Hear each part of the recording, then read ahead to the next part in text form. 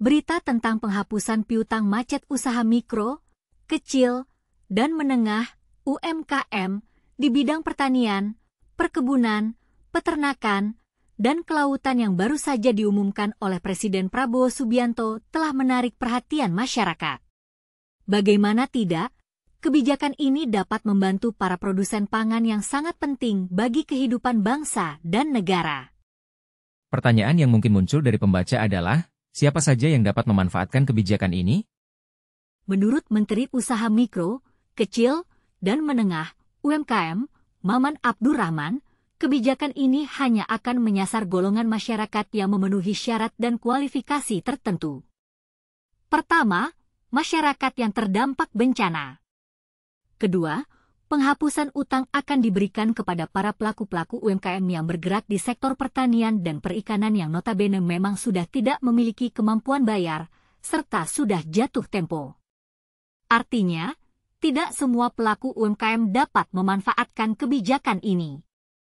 Pemerintah hanya menghapuskan utang dari pihak-pihak yang sudah betul-betul tidak tertolong lagi.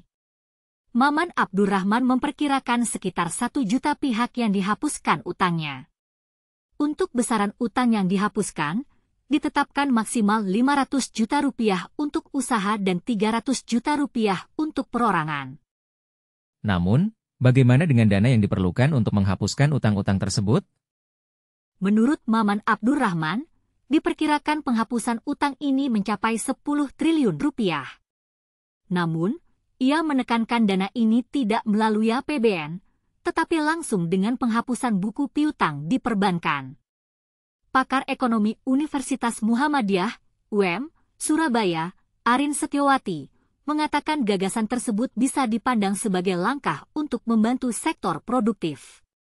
Di sisi lain, terdapat implikasi kompleks yang perlu diperhatikan. Menurut Arin, kebijakan penghapusan utang berdampak positif pada pemulihan sektor akar rumput lantaran bisa mengurangi beban keuangan dan mendorong aktivitas ekonomi. Pertanyaan lain yang mungkin muncul adalah, bagaimana dengan implikasi kebijakan ini terhadap perekonomian Indonesia? Apakah kebijakan ini dapat membantu meningkatkan konsumsi dan permintaan domestik? Bagaimana dengan dampaknya terhadap para petani, nelayan, dan pelaku UMKM di Indonesia?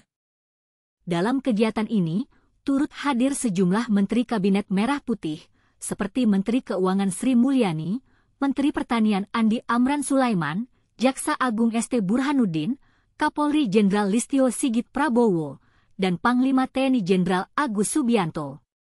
Selain itu, perwakilan kelompok tani dan nelayan hadir.